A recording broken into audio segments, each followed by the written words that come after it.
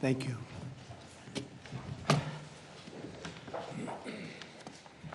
It's a long time, 35 years they fought, and now they're friends, and they're going to be friends for a long time.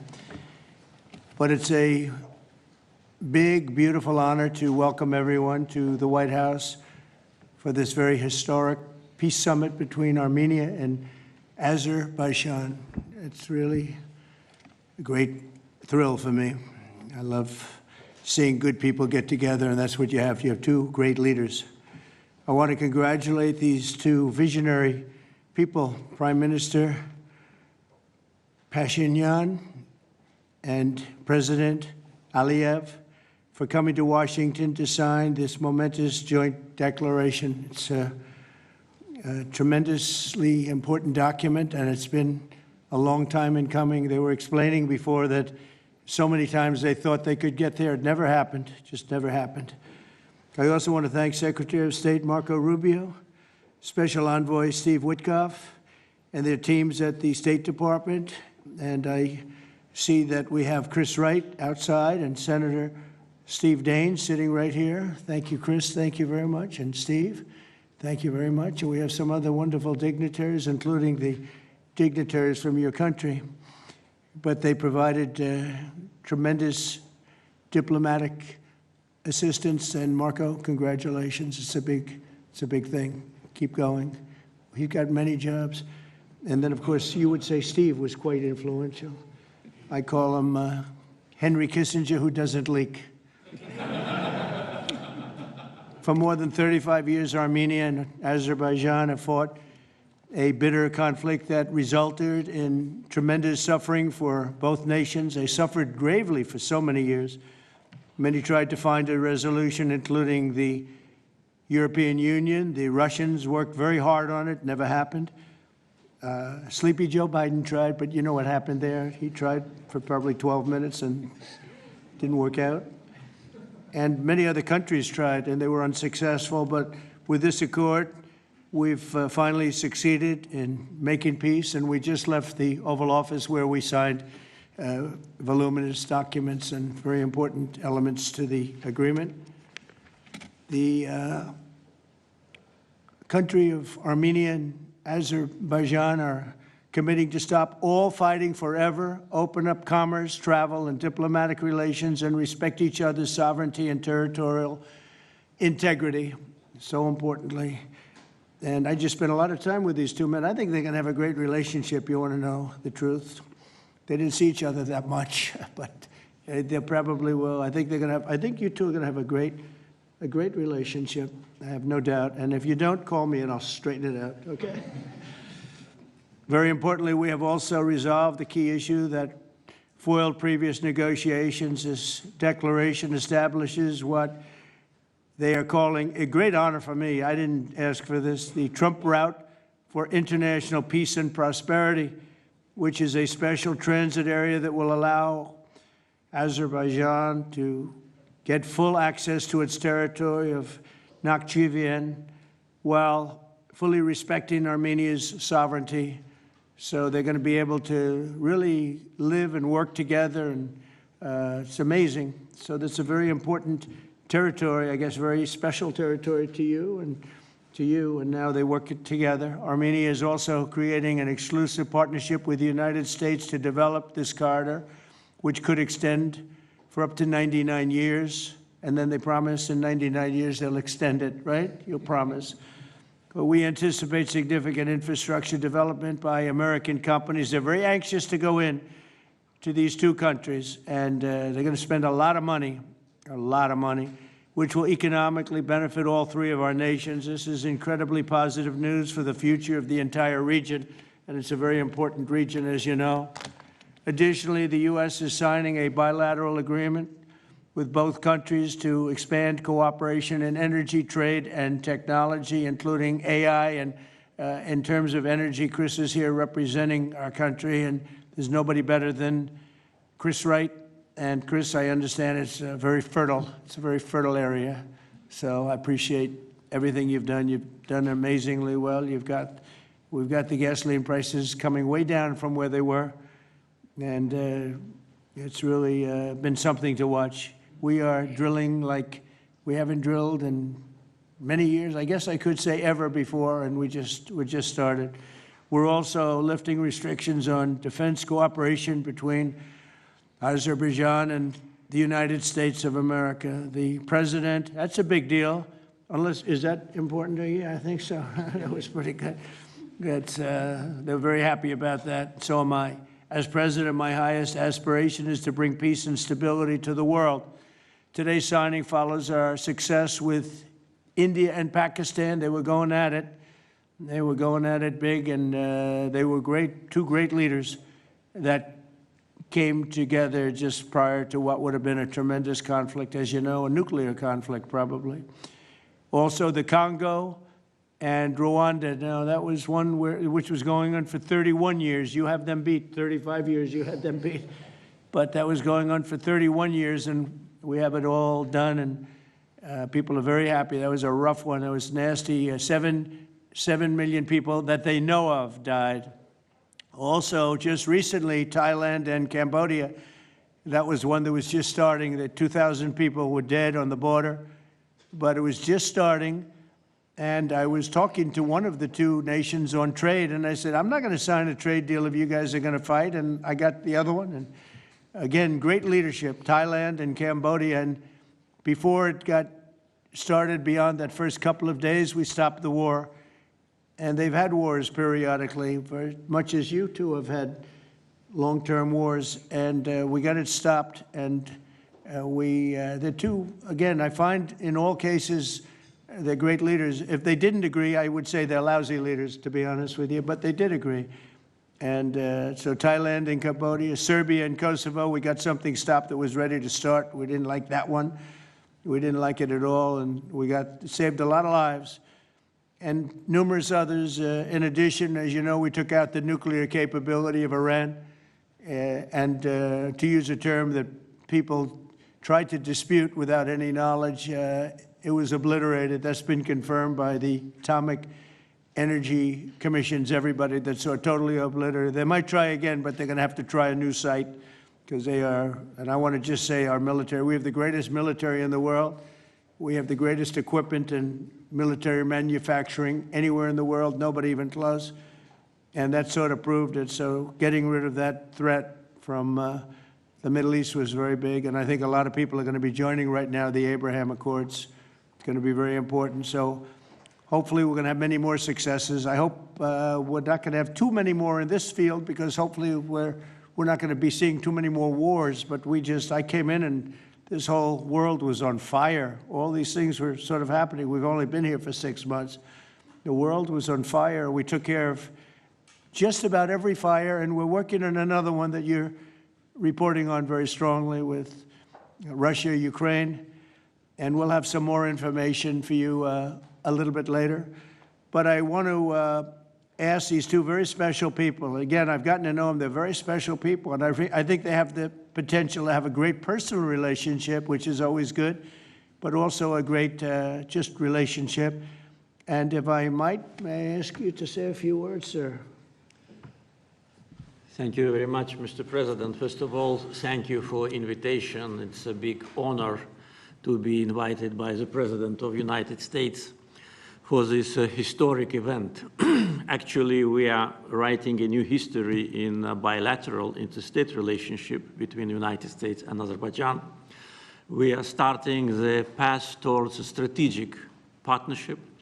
The Charter on Strategic Partnership will be elaborated within several months, and that is a historic achievement for Azerbaijan, because to be in the format of strategic partnership with the greatest country of the world is a great opportunity and also a very big responsibility.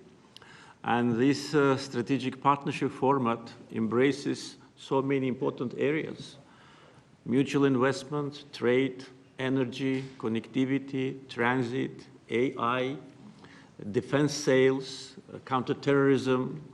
So all these areas where we had and hopefully will have very active cooperation in the future. So it opens a lot of opportunities for Azerbaijan to continue its path of development, to diversify its economy, to keep unemployment low as it is today, and to look to the future with great optimism. Also, I'm very grateful to Mr. President that he today lifted the restrictions which have been imposed on Azerbaijan back in 1992, just only 1 year after Azerbaijan restored its independence. These restrictions have been imposed on us. So after 33 years, these restrictions have been lifted just today. So really, it's a day which will be remembered by the people of Azerbaijan with a feeling of pride and gratitude to President Trump for his attitude to Azerbaijan, for his vision, for not only for our region. We were exchanging views today, and I said that within several months he managed to put an end to conflicts in Asia, in Africa, and now in Southern Caucasus. What we could not achieve for more than 30 years. We had to sacrifice lives. We had to fight two very bad wars with a lot of casualties. And if not for President Trump and his team, and our great friend, Mr. Vitkov and his team, probably today, Armenia and Azerbaijan would have been again in this endless process of negotiations. So really, it's a historic day. We are today establishing peace in the Caucasus, which will open great opportunities, not only for our region.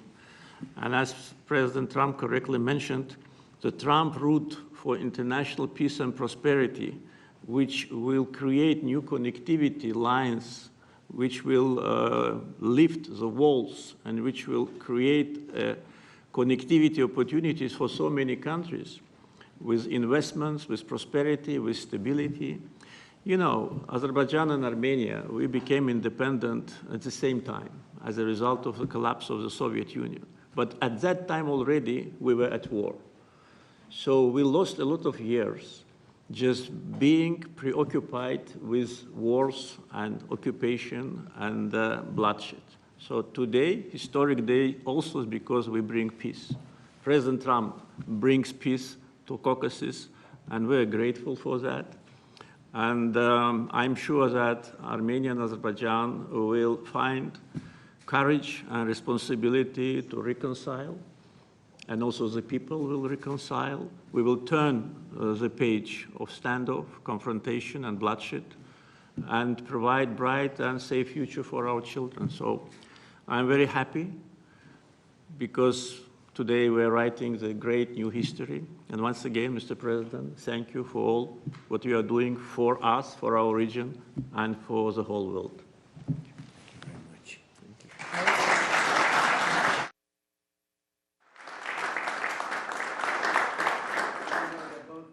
Great leaders. How long have you been in the leadership position? 22 years. 22 years. Yeah. That's pretty good. That means he's tough and smart. And it's an amazing part of the world. Congratulations. Thank what you. a great honor to be involved. Thank you very much. Please. Thank you, Mr. President, ladies and gentlemen. Today we have reached a significant milestone in Armenia-Azerbaijan relations. We're laying a foundation to write a better story than the one we had in the past. This breakthrough would be simply not have been possible without President Trump's personal engagement and his resolute commitment to peace in our region. The initiating of peace agreement will pave the way to end the decades of conflict between our countries and open a new era based on the full respect for the sovereignty and territorial integrity of each other. Today's declarations, which President Trump personally will sign as well as witness, gives confidence and assurance that we are opening a chapter of peace, prosperity, security, and economic cooperation in the South Caucasus. In this context, allow me to highlight the agreement on opening transport communications in the region based on the principles of sovereignty, territorial integrity, and jurisdiction.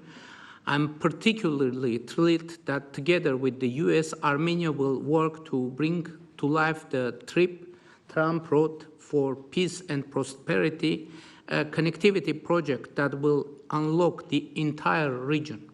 TRIP will unlock strategic economic opportunities that will create long-term benefits. It will promote infrastructure investment, enhance regional connectivity, and strengthen U.S. leadership as a champion of conflict resolution. I want to thank President Trump and his team for brokering this game-changing outcome between Armenia and Azerbaijan. This is a great deal we've achieved today. This is a success for our countries and for our region, and a success for the world, because a more peaceful region means a safer world.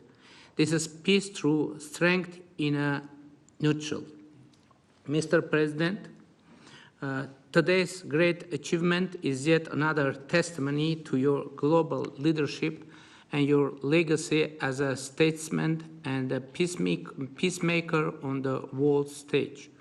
Bringing peace required vision, political courage, and determination.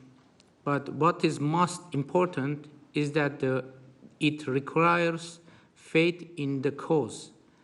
As it is said in the Holy Bible, blessed are the peacemakers, for they will be called children of God. May God enlighten this way. Thank you, and my congratulations to all of us, President Aliyev, to you, to all of us, colleagues from Azerbaijan, Armenia, United States, and all the people of our region, all the people of our countries, and my congratulations to the world, because, as I said, it will definitely make the world a better place. Thank you.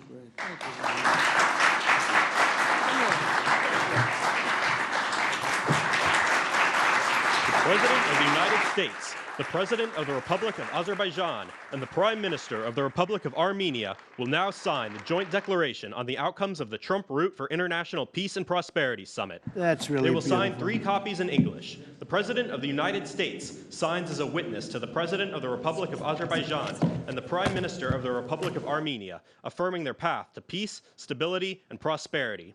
We kindly ask that all guests remain seated for the signing of the documents.